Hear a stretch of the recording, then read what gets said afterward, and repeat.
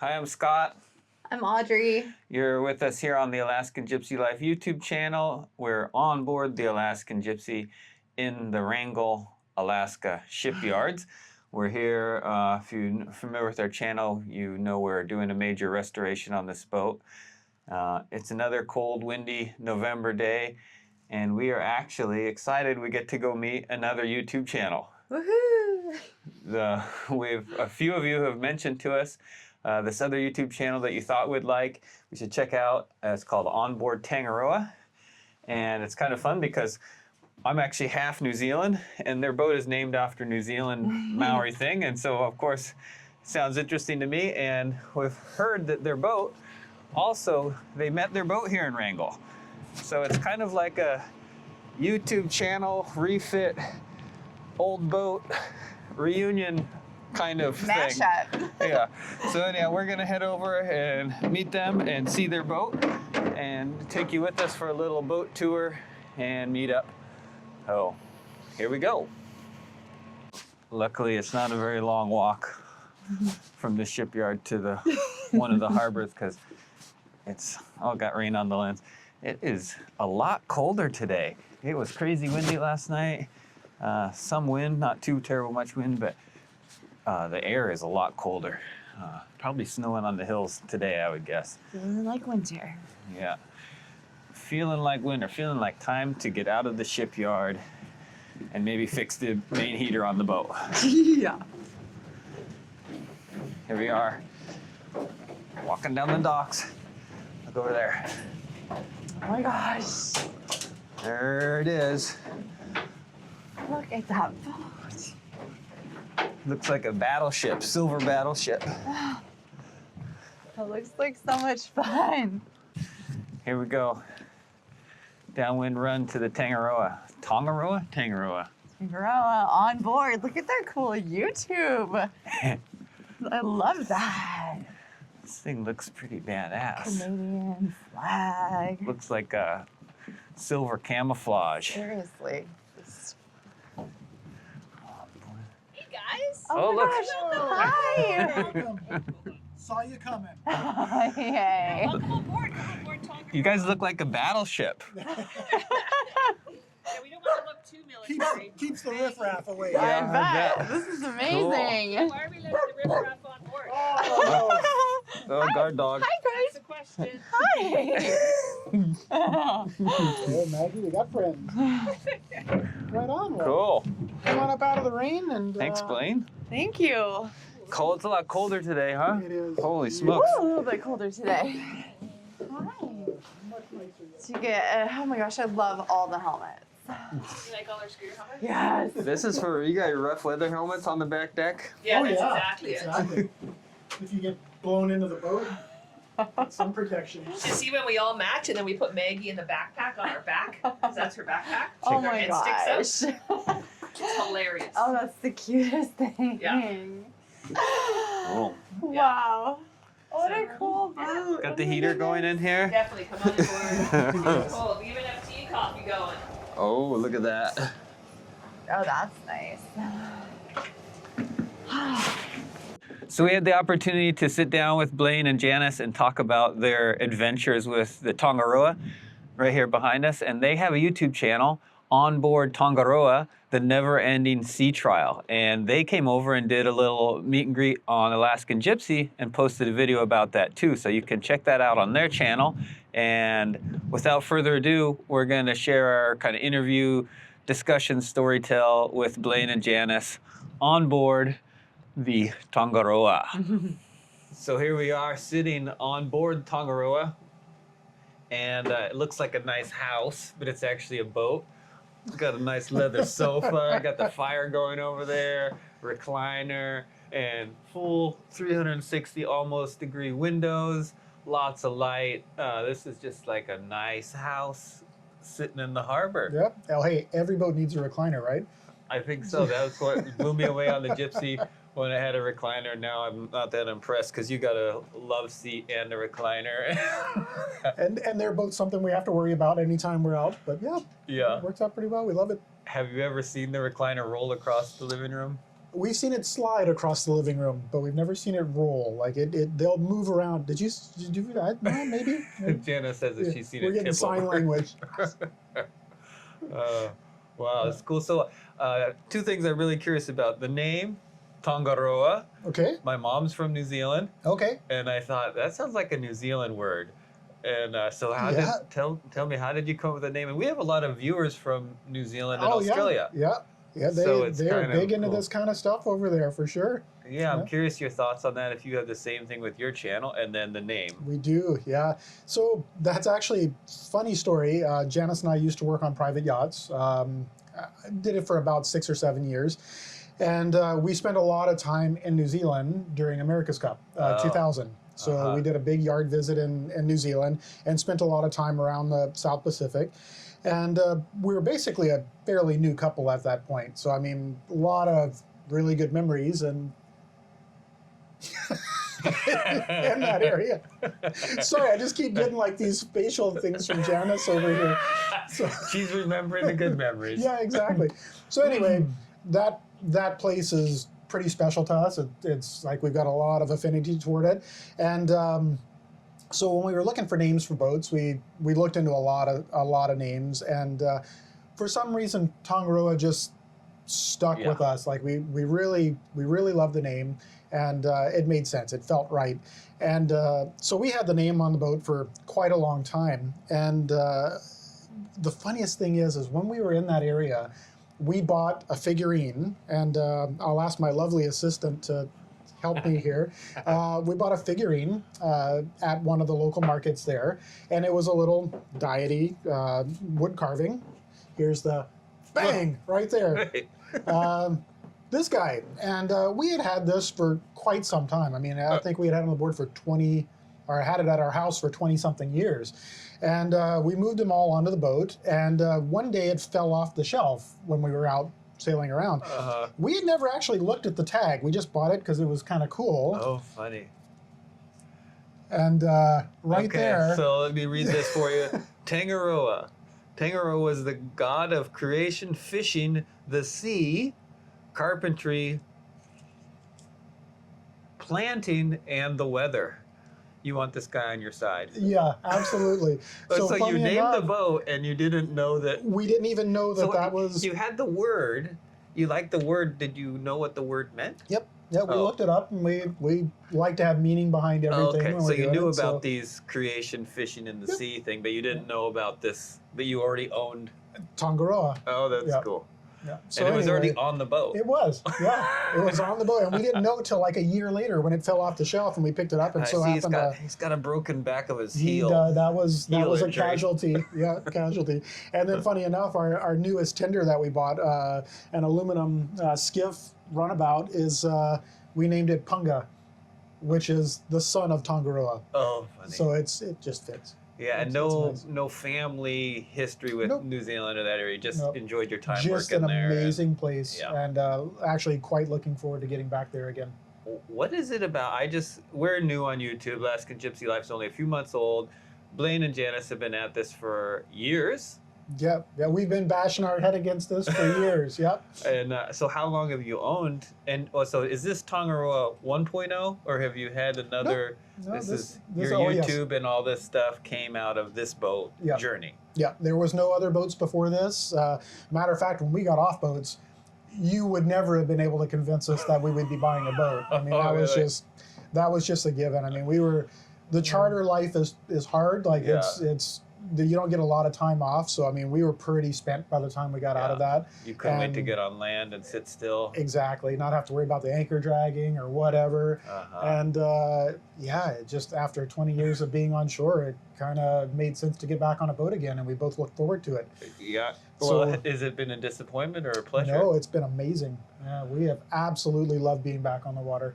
So I commercial fished as a young man in Alaska, and it was the same thing over and over every year. By the end of the season, I would be swearing, God, I will never, whatever I've done wrong to deserve this, I'll never do it again. Never setting foot on a boat again. Exactly. And then by the next spring, it's like, oh, the romance of the sea. I can't Yeah, wait. can't wait to get back on the water. But that's commercial fishing. Yeah. And, so when you decided it was time to return to boat life, what sort of parameters were you working with? Like, had you saved up money? Did you just Yeah. sell your house?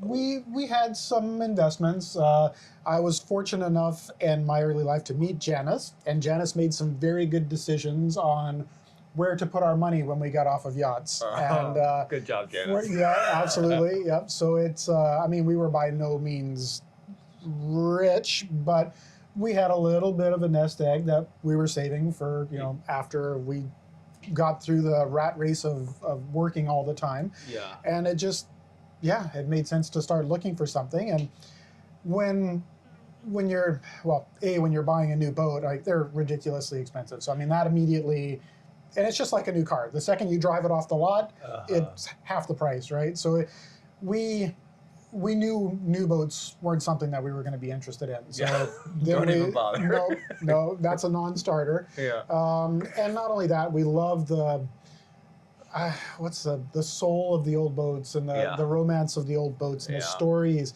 the history, the personality, and it just made sense for us to start looking for an older boat. Now, Tangaroa wasn't the first one that we looked at. We did look at, funny enough, the yacht that Janis and I met on was a Palmer Johnson, built by Palmer Johnson in Savannah, Wisconsin. I can't remember. And were you working on sailboats? Or the Tangaroa is a motorboat. Yes. No sails. No. And you guys, I got the impression you'd been working on sailboats. Yes. Yeah. So we not only worked on sailboats for years and years and years, we have a very deep sailing history between the two of us. Myself, my parents moved me on a boat when I was 12, and we sailed down to the Caribbean, and we lived on the boat for 10 years down there. From where? Where did you start? From Louisiana. Oh, okay. Funny enough, we used to sail our boat in Lake Pontchartrain by New Orleans, and then it moved to Mississippi, and we did the Gulf of Mexico, and then we decided to go far from there. So now you're in Alaska on a motorboat. So Yeah, that's so weird, right? named after New Zealand. Yep, exactly. Yeah, and then Janis has, like, she used to teach at the Royal Victoria Yacht Club, the Royal Bermuda Yacht Club. So she's got a very thick sailing past as well. Wow. But yeah, when we went to go onto boats and buy our own, we're not old, but we were getting older, and we had enough sailing in our life where we just wanted something stable platform, lots of windows, lots of light, and power boats just kind of fit the bill for us. Yeah. We weren't interested in the effort for sailing and whatnot. Yeah. So it just, I mean, don't get me wrong, everybody loves when you turn off the engines and everything's silent and you can just sail along. But that wasn't where we wanted to go with this. We started looking at power boats. Yeah. So, like I said, first one that we looked at, we had met on a Palmer Johnson sailboat. First boat that we looked at was a Palmer Johnson, but it was a power boat. Oh, wow. And it was an aluminum Palmer Johnson double-ended trawler, and lovely boat. It was called the Hobbit. And it was. You guys got a New Zealand thing Yeah, going on. I know, right? So it was an amazing boat, and I mean, we fell in love with that boat the second we saw it. It was just a killer boat. And it's not yours now. Is a heartbreak story in here? Well, long story short, the wife didn't like the boat. The husband loved the boat. Oh, that sounds The terrible. wife told the husband that the boat had to go, and that he had to sell it. So the husband says, "Sure, I'll sell it."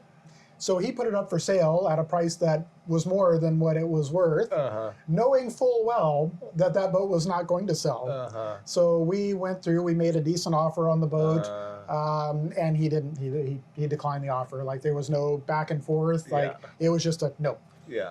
So he had enough where he could tell his wife, See, honey. I tried to sell it, and it's not selling. Yeah. So anyway, long story short, we didn't end up with that boat, although that would have been a killer boat for us as So well. had you moved on to it mentally and planned out your voyages and everything? Or? Not to that point, no. I Okay, mean, good. and in the end of the day, it wasn't the perfect boat. The stateroom layout wasn't the best for us and our kids. I think it just had 2 staterooms, the master, and then a forward stateroom with like a bunk bed. So at that point, both our son and our daughter were living with us on board, and that just didn't make sense. They'd have to share a room, Yeah. and that just Not worth it. that just gets ugly. So yeah, we were okay with the fact that we didn't get the boat. However, it would have been a really nice one. So we kept looking, and we wanted something aluminum.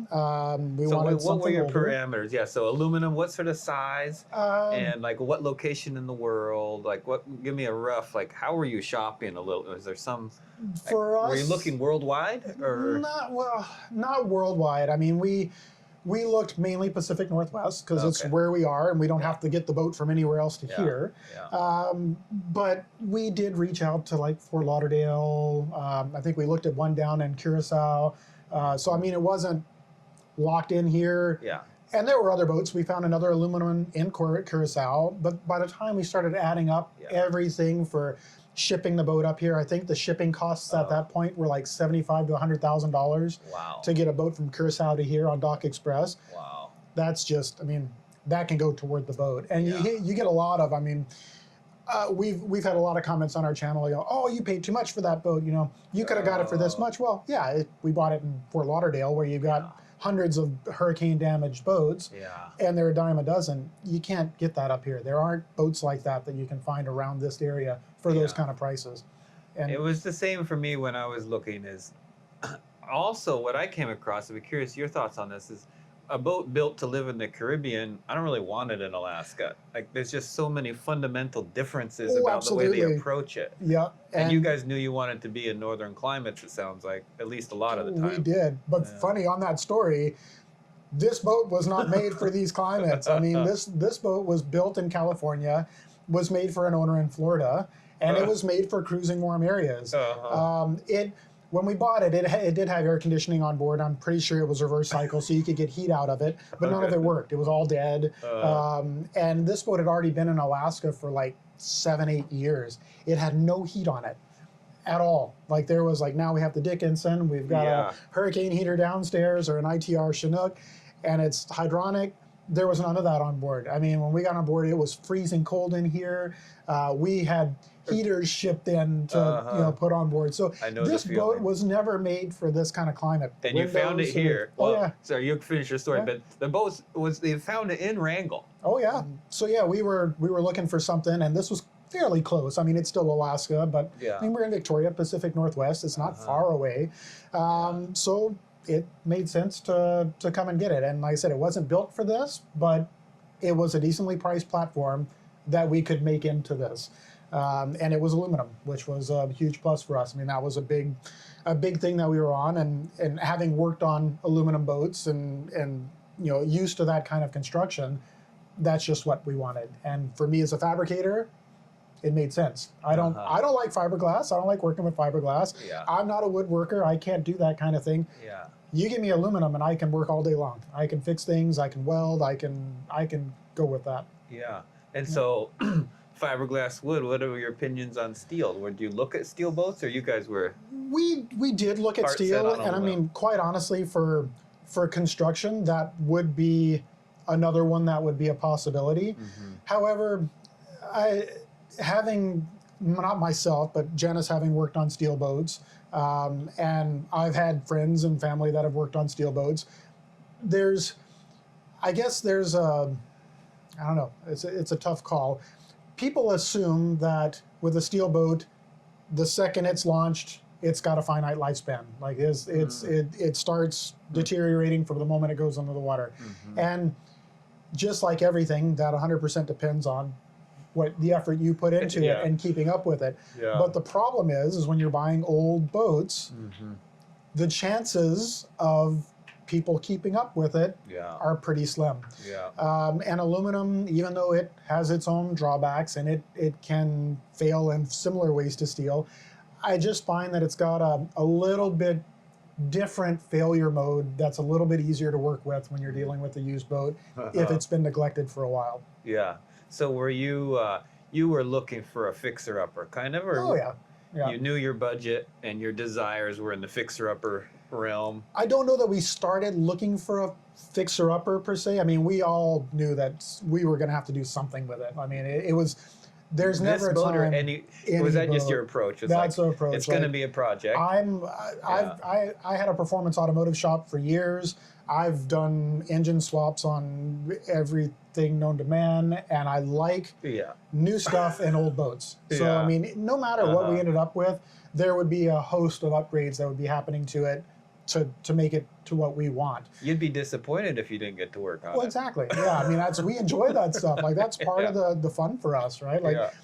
what am I going to do if I'm just sitting on a boat that's already set up for me? I'm going to be bored. I'm going to be Yeah. looking at my phone, Yeah. surfing Facebook. I mean, Thinking no. about how to swap the engines out. I happen to know that Blaine has done some pretty amazing engine work on this boat. Yeah, It's probably it's a whole been- content for a whole nother video, but just to tease you a little bit, and you can learn about this on their channel, I'm sure, but I believe you're running 2 Cummins 6.7 Yes. truck engines Yep. on board, Absolutely. which is something I've never heard of. I'm not an engine expert.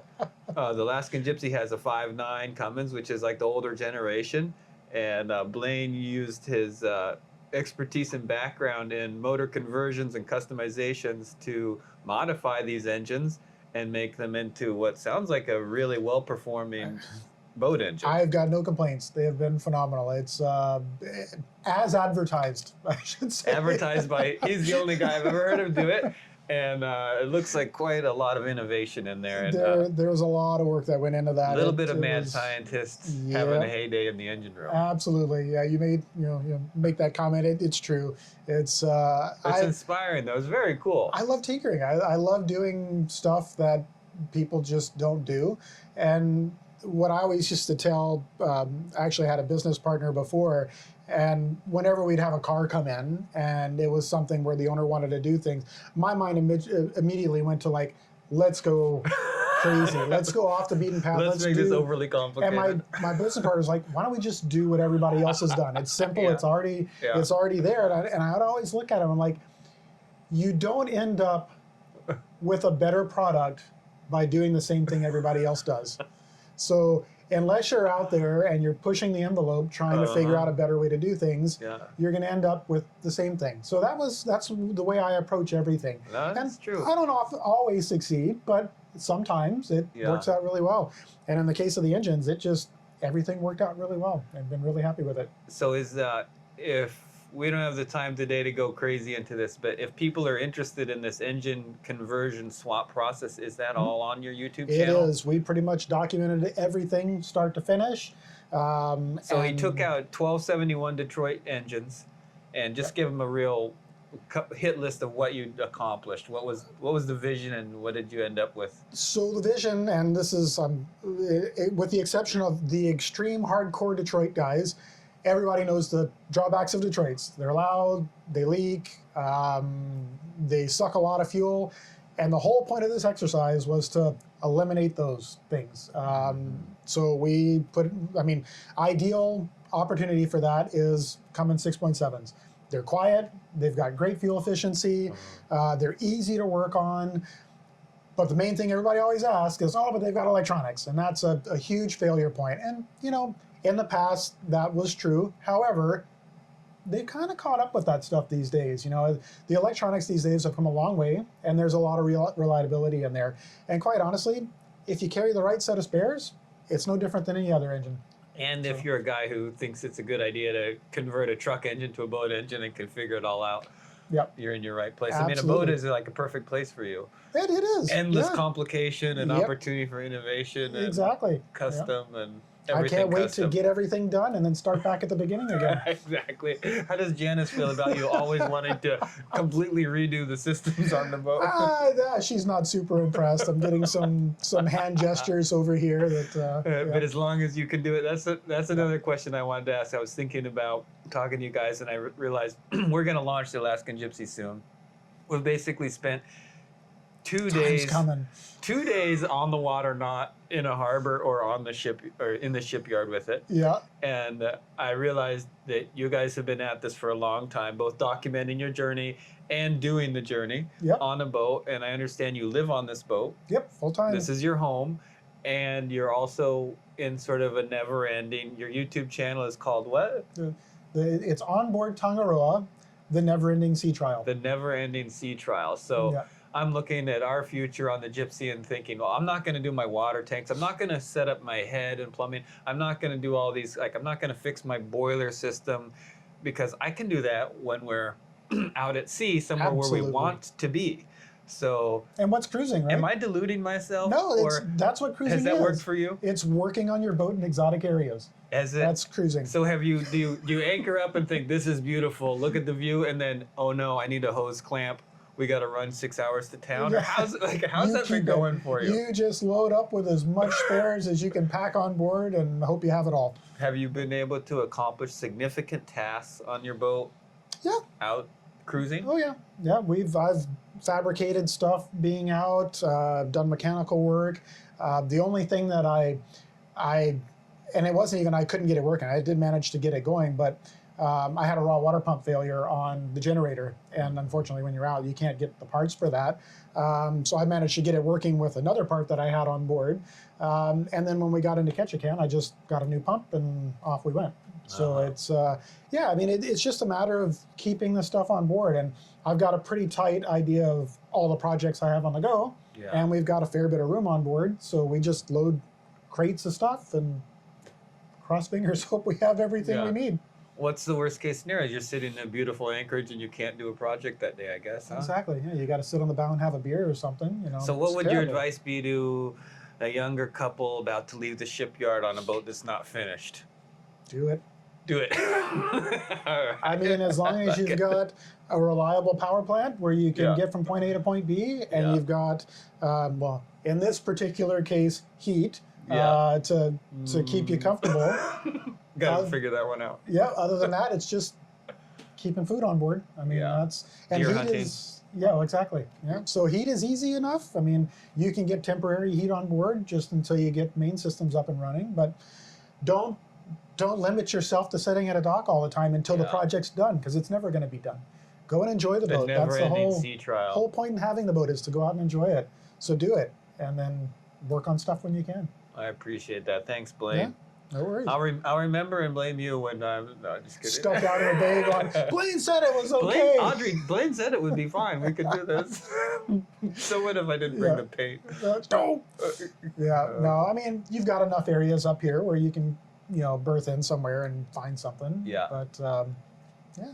So you guys, just to wrap up this aluminum versus steel, fiberglass, wood, you made the decision it was aluminum. Have you felt like, yeah, it's good, I'm glad? Has your expectation proved true as far as that is buying an old boat? So. Yeah, absolutely. I mean, it's just like anything with the old boats. Like, you're going to have a lot of work to do, and there have been things that have caught us off guard that we've had to tackle and address.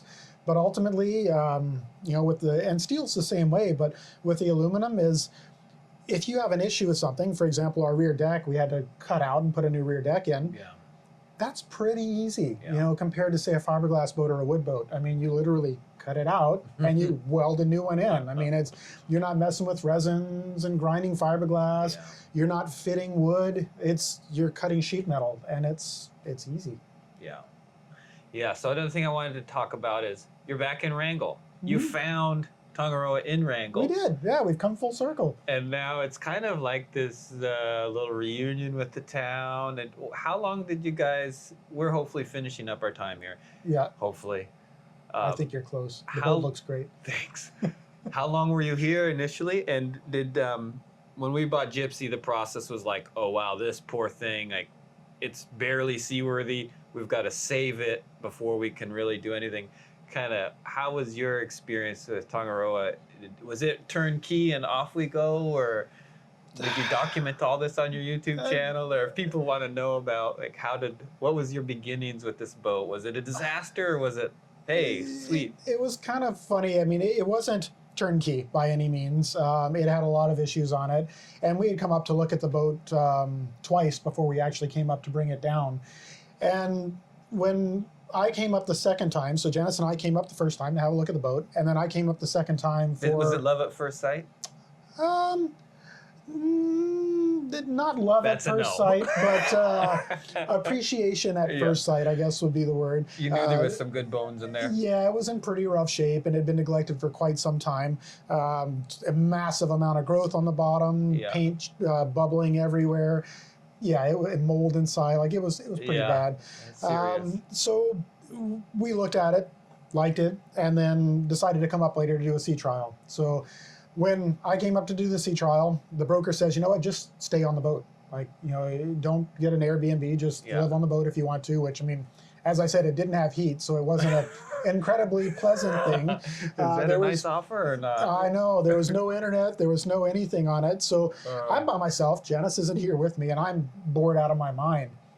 So I started checking systems. I just started going around and playing with stuff and seeing, you know, I used to be an engineer on yachts, and I've got a mechanical background, and I'm pretty good with that stuff. So I just started fixing things. Yeah. So I went underneath the dash. There was a bunch of electrical stuff that wasn't working. I fixed it. And this was like one night before the sea trial, and I'm just bored, just going around making stuff work. In heaven, honestly. Absolutely. Like, I was having a great time. Fun? Yeah. So the next day, it was sea trial time, and the mechanic that kind of had gotten, he had swapped out the batteries to make sure the boat would start up and run. Yeah. He comes on the next day, and we're about to leave, and he's like, I just want to let you know, like, all these buttons up here, they don't work. This and this and that. And I looked at him and I said, I fixed that all last night. And he looks at me and he goes, this is the boat for you. So I had a little giggle with that. But yeah, the engines fired right up after sitting for ever. Sitting for how long? It must have been 7 years. Oh, wow. And I don't know how many times they'd been started in that, but it was obvious they hadn't been started in quite some time at this point. Wow. But yeah, they fired up, no issues. Went out to the sea trial. They pushed the boat just fine. We hauled out, scraped all the bottom off because it had growth on the bottom from sitting for so long. That's incredible. Had a guy come out, do an ultrasound on the bottom. He was happy with everything. Running gear looked okay under the water. We didn't do any repainting at that point because we were planning on doing it all later. So yeah, we were happy with it. And that was my experience in the yard, and that was the time to pull the trigger. So we had planned to come back up here and do the bottom stuff and paint, and unfortunately, that was right when COVID was starting to come. That was Christmas time, 2019. Wow. And it's exciting time to be buying a boat in another country. It is. I mean, it wasn't a big, global thing at that point. I think if anything, we might have started to, see like more people wearing masks at the airport coming from overseas, things like that. And we've had people comment saying, oh, well, they didn't know about COVID, at that point, but there was rumblings up here, Pacific Northwest, where you're getting those flights coming in at that point. So we just decided it was time to come get the boat. Nothing like that's kind of like a good kick in the butt out the door, right? Like, you should figure out a way to become a little more self-reliant. Absolutely. You want a boat you can live on. Yep. So we figured it was time to go and pick up the boat. So we came up here, spent 3 days in Wrangell getting other little systems working, and we took off with a 3 days. Fairly unknown boat. Yep. Wow. Yeah, 3 days. That's nice. So you didn't have a shipyard experience in Wrangell, really. You just came and left, and now you're back on 5, 6 years later, 7 years later? Yeah. 5 years later? Yes, 5, 6. 6 years? 6 years, yeah, 6 years Wow. later. That's pretty cool. Yeah, so it sounds like this boat's for you. It's probably Dave at Dave's Welding that was on here, I think. I'm not sure who it was. Yeah, I think he had a beer, gray. I don't know. I think it might have been Dave at Dave's Welding. Have you had major moments of regret buying an old boat with so much work to be done on it, or not really? I mean, I think the biggest kick in the pants for us was the upper aft deck. That was a big surprise because you can't see the condition the deck is in when you have wood deck on top and you have headliner underneath. So it wasn't until we started to remove the old headliner that we started to see the condition of the deck underneath, and that was the only time where we're like, oh man, that really sucks. That would have been nice to know about that before. But honestly, it probably wouldn't have changed things. It might have given us a little bit more leverage for lower price, but no, we don't. I can't say that I've never thought, like, where would I be if we had bought a, pretty much ready to go 50 plus footer kind of thing. But no, we've been pretty happy with the decision and don't really regret it.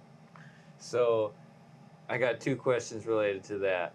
Have you seen any boats since you bought this one and thought, oh man, I wish, or if only, or if I would have seen that? No, No, you're like a content. absolutely. You got your boat. Yep. You don't look at other boats driving by. And you know what? For us, this boat's unique. Yeah. Like when you show up in places, it doesn't look like all the other boats. I mean, whether it's a good thing or bad thing, it turns heads when you show up somewhere. Said like a real custom truck guy or whatever. Exactly, right? And it's We don't know what it is, but it's unique. Nope, and it's I kind of always I liken it to, there's Clive Cussler is a writer, and he writes books, Dirt Pit series and Oregon Files. The Oregon Files, it's a ship, and it looks old and crusty on the outside, and on the inside, it's all state of the art, everything. And that's kind of my inspiration, is like the outside, I don't really care. It can look like whatever. So what kind of a truck do you have? I had a mini truck. I had a Japanese with the Cummins 6.7 in it. Nope. Just a 600cc 3-cylinder engine. Okay. So I've got no background with the Cummins engines per se. I mean, we worked on it at the shop.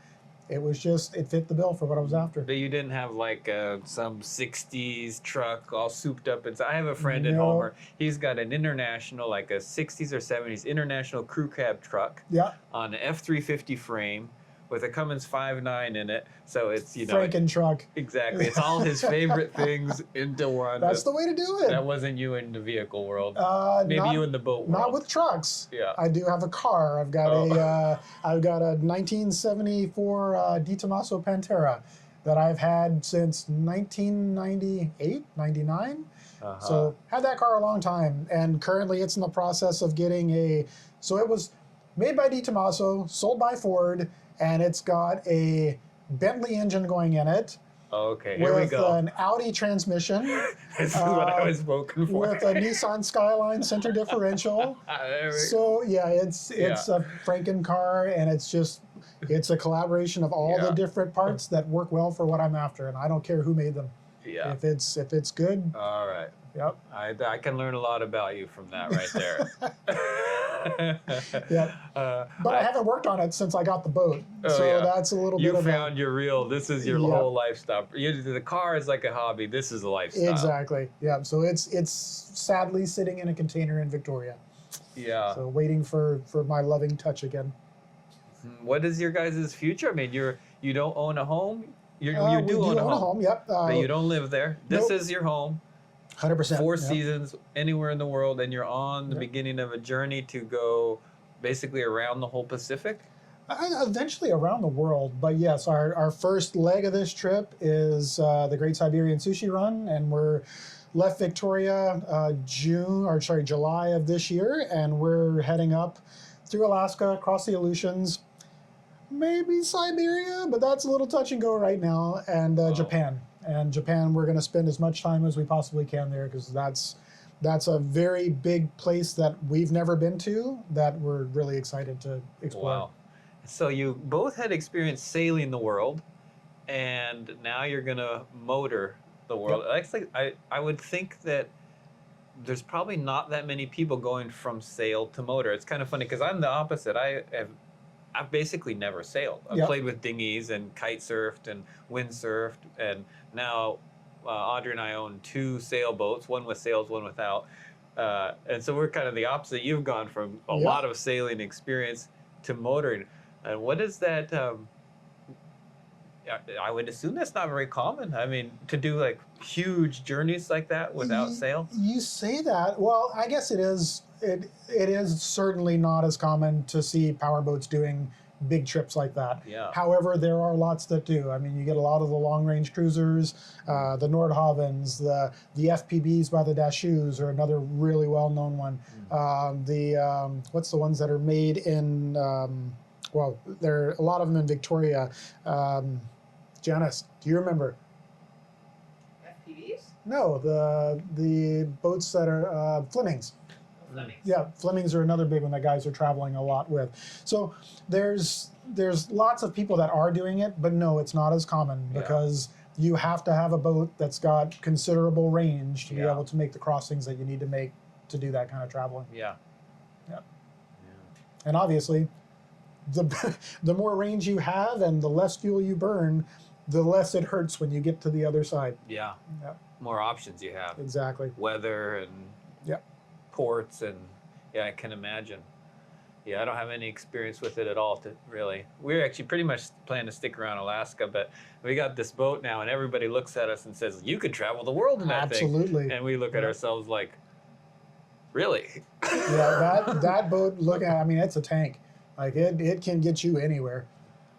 Yeah, So hard to that's pretty imagine. I exciting. have a friend who took a boat from Homer, a commercial fishing boat, wooden boat, Yeah. drove it from Homer, stopped in Hawaii to refuel, went to New Zealand. Yep. And then he turned around and drove that same boat back. And honestly, if you guys did that, I don't think you'd regret it for a second.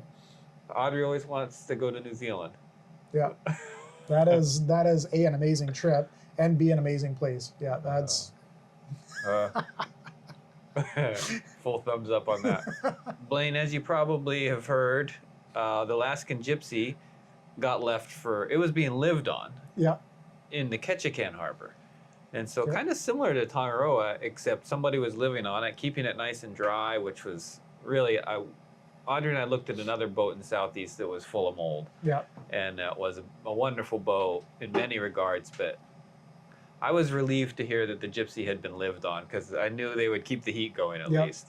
And so it was inside, it was in good shape. And I've come to find out that it was launched in 92. When was this boat built? this boat was 70. built in 69, 69. 1969. Wow. Yeah. Okay, so Gypsy's a lot younger. And from all the surveys I've seen, the surveyors' comments are like an example of fine maintenance on a vessel. It's like all these glowing reviews. Oh and yes, we had the same survey report from this boat when we bought it too. from like literally the moment you bought it. They said that about it? I think it wasn't from long before. Oh wow. Yeah, yeah. Well, looking Can't at the always hull, trust a survey. I hear what you're saying. Looking at the hull, like inside the Gypsy's in really good condition for its Yeah. age on a steel boat. So I believe it was well maintained, but what happened with it, as my viewers know, it basically didn't have the zincs maintained Yeah. for a period of about 6 years. So I think the zincs probably lasted a year, and then Mhm. for about 5 years it sat in a notoriously hot harbor, a lot of straight current, Mhm. without zinc protection. And so when you tell me this boat sat in the Wrangell harbor for 7 years, Yep. it certainly makes me wonder, how did it not get attacked by electrolysis? And the funny thing is, after that 7 years, and the zincs were still there. So I don't know how many times it might have come out for new zincs, but Wow. when we got it, the zincs were still there. And we actually had people tell us when it came out, wow, we're really surprised that it's in such good shape as it is, because I've seen transoms on aluminum boats rot right out in that harbor. In the same harbor. In the same harbor, yeah. So what do you credit that to? So my opinion on that, and is quite fortunate, is Tangaroa came with isolation transformers. I don't know when they went in, but somebody at some point thought it was a good idea to put in an isolation transformer. And for those of people that don't know, what the isolation transformer does is it breaks the ground path between the boat and the shore and recreates the shore power on the boat. So if you don't have that return path for currents that are coming from the dock, they don't go through your boat and they don't eat your boat. And now there are an immense amount of people that are against isolation transformers for various reasons, and I'm sure there are important reasons. So it As is in they think definitely they pose a risk? a safety risk, yep, Oh. for ground paths and stuff. And for as many people that say no, there are as many people that say yes. So take that with a grain of salt. Yeah. But I do know for a fact that we had isolation transformers on board, and our hull was in pretty good shape. And you So, don't think they were swapping zincs every year or I'm whatever? certain that they weren't. Yeah. And Wow. we've had ours on board for, mind you, we don't spend a lot of time at the dock, but our zincs last for ever. I mean, they just don't seem to deteriorate rapidly. Wow. Yeah. So did you end up uncovering the hull on this boat?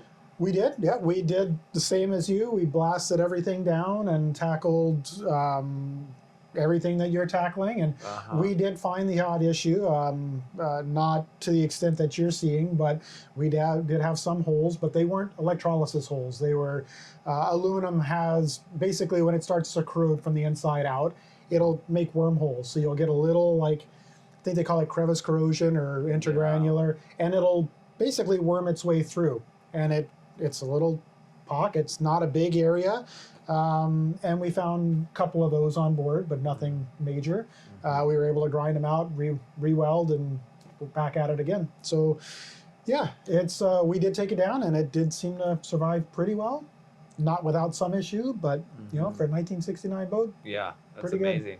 Some of the guys in the yard had told me that they believe the aluminum has really proven itself long term in that regard. It seems to have, and from what I've read online, that you seem to have, for hull values, aluminum has the least amount of depreciation for value over its life. It's the hulls are more sought after over years than any other form of boat, and that's, I could be wrong, but yeah.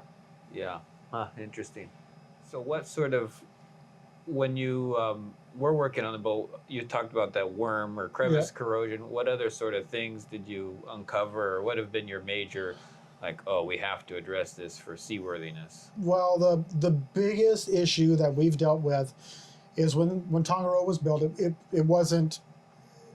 It was the second boat out of aluminum that they had ever built. So let's just say that maybe they didn't have, and this is 69, they didn't really Check out have, this new material. Oh, this is It's aluminium. awesome. Yeah, so they didn't have a really good grasp of long-term effects of building practices that they had.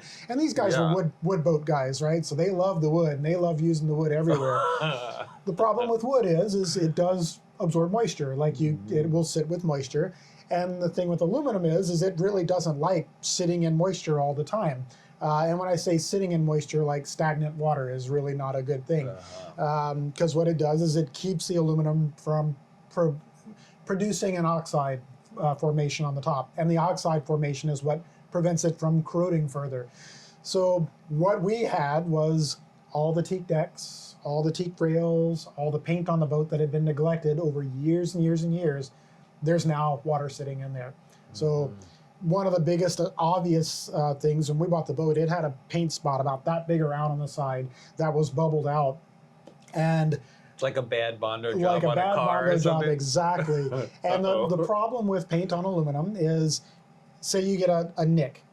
What happens is moisture gets in there, and it starts to, the aluminum will start to corrode under the edges of the paint. And it'll just keep going and keep going and keep going until the whole patch of paint is no longer attached to the boat. And then water will sit in there because it's got nowhere to drain out. And then the aluminum will start to degrade. And you can still see to this day where that patch was. You can see where it had eaten the aluminum underneath. And that was happening everywhere there was paint. There were so many spots where the paint was separating.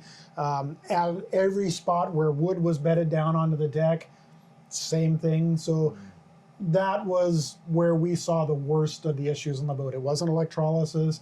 It wasn't, internal stuff sitting on the boat. It was where you had wood sitting on the aluminum. And it was prevalent anywhere you had wood sitting on aluminum. But 50 years old. Yeah, it held up pretty well. It spent a lot of that time in Mexico.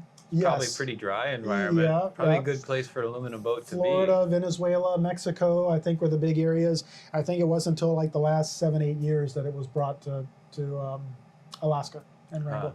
Wow. Yeah. So do you guys have content on your YouTube channel about all of this sandblasting and Yep, discovery? absolutely. There's sandblasting, there's footage from replacing the upper aft deck and all the holes that were in it. So if you want to see that, check it out because it's all there. I know sandblasting is kind of a thing. We're fortunate that it's an option in Wrangell. A lot of people are commenting on our videos.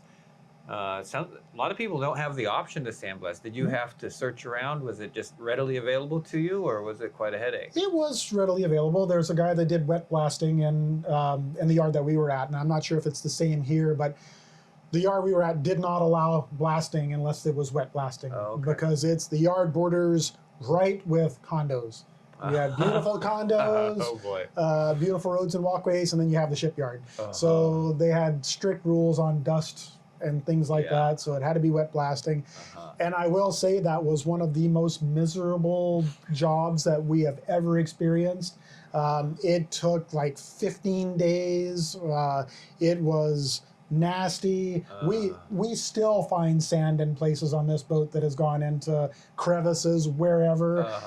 Yeah, it was terrible. Absolutely terrible. So check out the videos on check that. out the video. Wouldn't wish it on anybody. It worked great, but yeah, it was horrible. I actually had an absolute wonderful time sandblasting the Gypsy. It was so satisfying. Yeah. It was the most cathartic thing I could imagine. Yeah. It's like there's this boat covered in rust and old paint and unknown, electrolysis corrosion.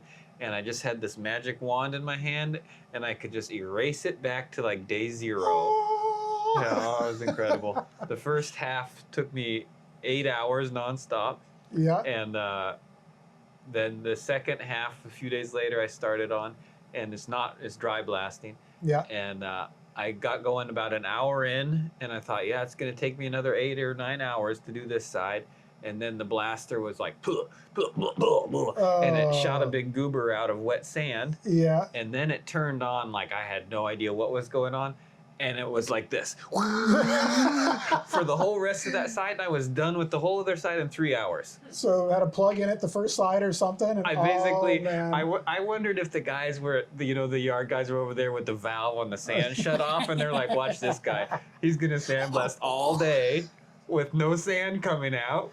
And then we'll see if, because I heard that I gained a little bit of respect in the yard because they told me don't stop blasting. And so I didn't stop to go pee. I didn't stop for a drink of water. I literally blasted for 8 hours nonstop. And I think that they were like, he's all right. He owns a sailboat. We'll give him all the air now. And we wish he would leave, but he's an all right guy, I guess. Yeah. At least he's dumb. Yeah.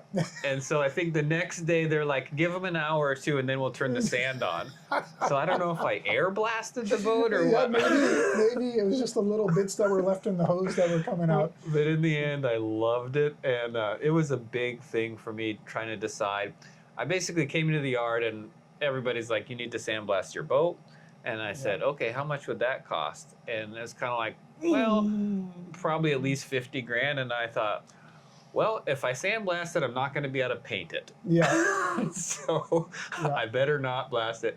And then I slowly learned that actually I can build my own shelter tent. I could probably rent the sandblaster instead of hiring that. And I learned how I could kind of DIY it, and it ended up being quite affordable. Yeah. And I'm very grateful that I even had the opportunity to be able to do it, because for us it felt like turning the clock back on this boat to be able to start much like you guys did. Now you know what your coating system is, you know what the condition of your hull is, and this is your boat now. You know what's under the skin, and a lot of confidence. That's the most critical thing when you're buying a boat that's old like this, is knowing the stuff that's under the water is good, because I mean, it's a boat. You want to keep the water on the outside.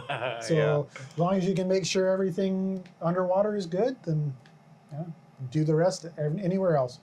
So Blaine, it sounds like really you guys have kind of had a similar journey, and you kind of have similar goals in life. And honestly, in many regards, you guys came from a similar sort of place in that you were ready to get a boat that you felt comfortable on, that you could work on, that you could afford, and was going to be your home and your project and your lifestyle and a platform for sharing your adventures and your passions with the world on YouTube. Absolutely. Yeah. So I think a lot of people look at us and they think we're a little bit crazy. Likely. And they think like, how come you didn't buy a nice boat? Yeah. And I think for us, it was clear we couldn't really afford it. And I like working on it. And you know what? The boat I wanted was sitting there. And it happens, it was an old boat. How's it been for you guys? Do you feel like it was was it a good decision to buy an old project boat for you? For us, yes. Because like you, we don't mind putting the sweat equity in and making it our own boat. And at the end of the day, that's what it's all about. It's making the boat the way you would want it. Yeah. And if you're buying a new boat, sure, you've got some options, but you're going to be making sacrifices on certain things. And with this stuff, you can build it however you want it. And at the end of the day, it's yours. And you have the pride of looking at it saying, I built that.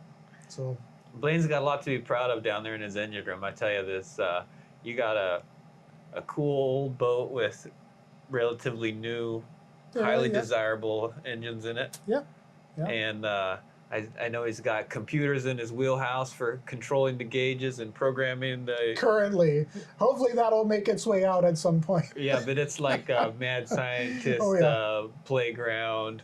Yeah. You know, it's pretty cool for a guy to be able to take all that experience you have customizing vehicles and use all that knowledge on your floating home. Honestly, we are so fortunate that literally every job that I've worked in the past, 30 years has specifically given me the skill set to attack this boat. So it's awesome. And then one last thing we got to talk about here is, what's this little creature here? She hasn't moved. She's been really good. This is Maggie. This is our boat pup here, and she's from Mexico, and she's been with us since we bought the boat. Oh, really? So how long have you had the boat and Maggie? We've had the boat for 6 years, and Maggie's been with us the whole time. So I think we got her maybe 7 years ago. Which one came first? Maggie. Oh, okay, Maggie, so she got to experience the new boat. She did, yeah. And did you know you wanted to have a pet on board, or? Oh yeah. Yeah. We've always had dogs for the past 20 years, 22 years, and absolutely. Yeah, she seems like a really nice boat dog. Very, very calm, very friendly. Yeah. Don't wake her up when she's sleeping. She had a rough go in Mexico as a young dog, I think. Yes, her go-to wake-up mode if she's startled is attack. Yeah, she doesn't bite, but she makes a lot of really vicious noises. I hope she didn't learn that from Janis. No comment. Last night they dropped a container next to our boat in the shipyard there, a 40-foot steel container, and it was like a bomb went off next to the boat. And I said, Audrey, did you hear that? And she was like, what?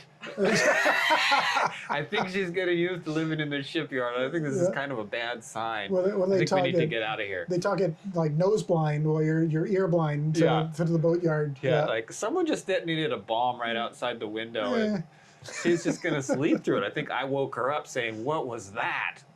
Go. Yeah, right on. Anyhow, she didn't attack me, but... It could have gone the other way. Hi, it's Scott. Audrey. We're back on the Alaskan Gypsy. Thanks for sticking with us as we did our collaboration there with Blaine and Janis on the Tangaroa. It was really fun meeting them and talking, and obviously Blaine and I can yabber on for a long time. It's true. It was so awesome. And so we were hoping to have one video with a meeting, talking, storytelling, and then a tour of the Tangaroa, but we ended up going on for about an hour just talking there in the salon. So we decided we'd break this video up into two. And so this is kind of the end of part one. Mm-hmm. It is the end of part one. Thank you for watching if you've made it all the way this far into this video. But if you want to see, this is a cliffhanger, if you want to see the engine room with Blaine and the marinized Cummins 6.7s he put in there and all that stuff, as well as tour the rest of the boat, you're going to have to stick around because we're going to publish that video soon after this one. It'll be the tour of the Tangaroa. And if you're interested in seeing the collaboration that Blaine and Janis did with us here on the Gypsy, they're posting a video on their channel, which is Onboard Tangaroa, the Never-Ending Sea Trial. Their channel is kind of split into two. They have a refitting channel that I just mentioned, and then they have one that's more about their exploration and stories about their life at sea and where they're going and what they're finding. So stick around if you want to see the engine room on the Tangaroa and the rest of the boat. Thanks for watching. Thanks for joining. Yeah, give us a subscribe if you'd like to stay tuned for the upcoming second section. And then also, I just want to share how awesome it is to collaborate and connect with other like-minded individuals on this journey. Thank you so much, Blaine and Janis, for reaching out, and just it was amazing to be in the same small little port town in Alaska as another couple who's literally living a very similar and rare way of life, such as us. So it feels like really nice to connect on that level. Wouldn't you agree? Yes. Did I get my line right? And again, Where's the my line's right. teleprompter? We don't do lines. Anyhow, thank you for joining us. 227. Stop it.